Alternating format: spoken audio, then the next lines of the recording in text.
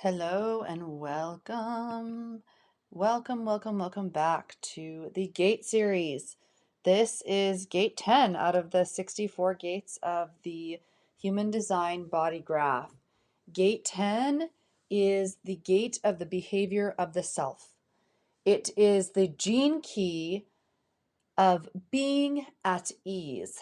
And gate 10 is also the 10th hexagram of the Chinese I Ching called treading.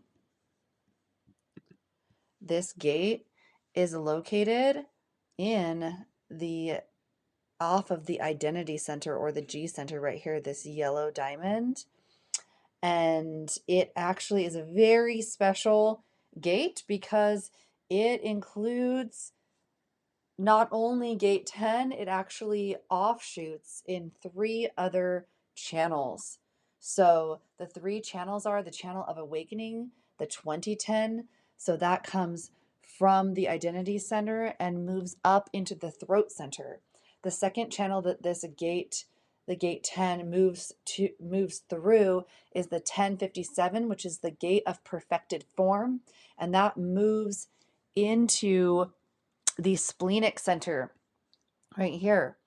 And finally, the third channel that the 10 moves energy with is the 1034, which is the channel of exploration that is connected to the sacral center right here. So I'd like to share with you a little bit more about this gate. This is a huge gate. This is an incredibly powerful gate. This gate has the hexagram energy about learning to differentiate the vision of your ideal and the progress that is step by step. Or in other words, this gate is about learning the structure or framework for a power system and then using it. And the quote from the 10th hexagram is called treading the tiger's tail. And I love that. Like, imagine walking carefully on a tiger's tail, understanding the energetic grid of power and working within it. If I could give you that one piece of information, understanding the energetic grid of power and working within it. This is about allowing you to move more freely and utilize more power.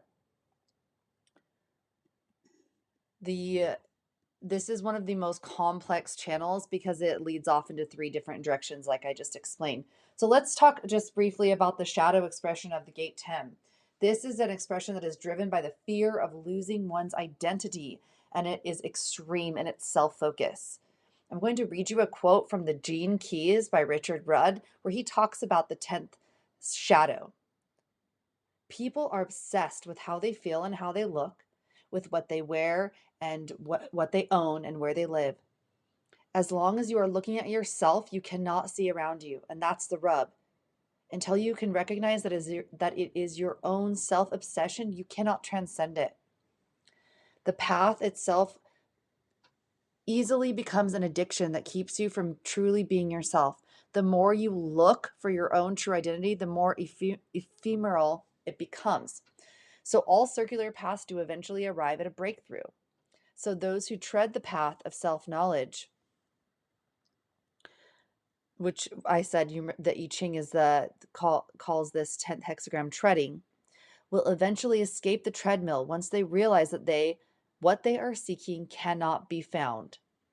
So this occurs as a spontaneous revelation, and it's only when you have been well and truly lost in the mazy pathways of the self.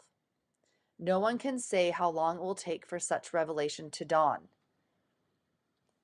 So the shadow expression is just this constant seeking outside of yourself, or even just this absolute insatiable trying to figure out energy of who you are, and the repressive nature of this shadow expression of the 10th key looks like self-denial. So the repressive nature is a way that the shadow expression of the 10th gate can manifest. So there's either going to be a repressive or reactive nature of a shadow frequency, okay?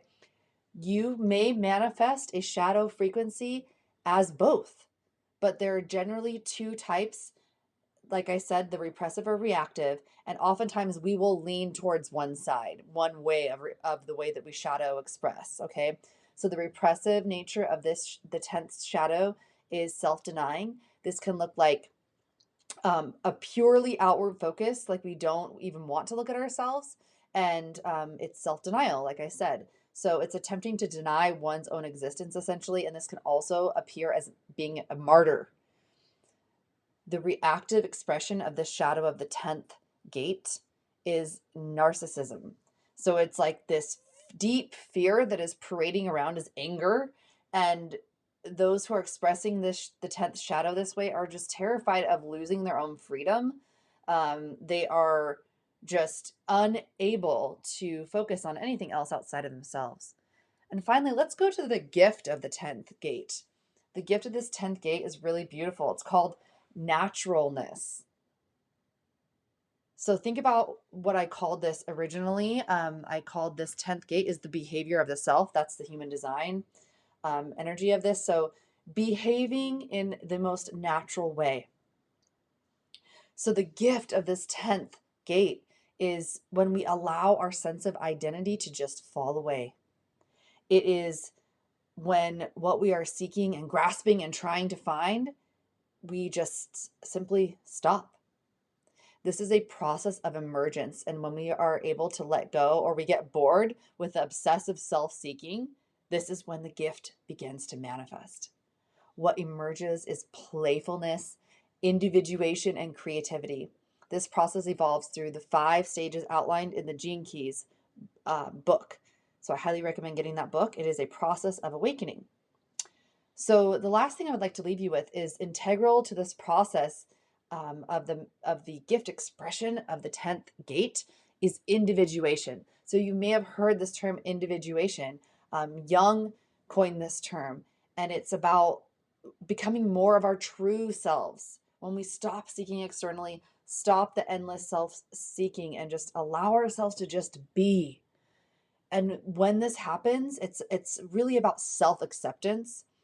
And we can feel like individuation sounds like becoming more of an individual, right?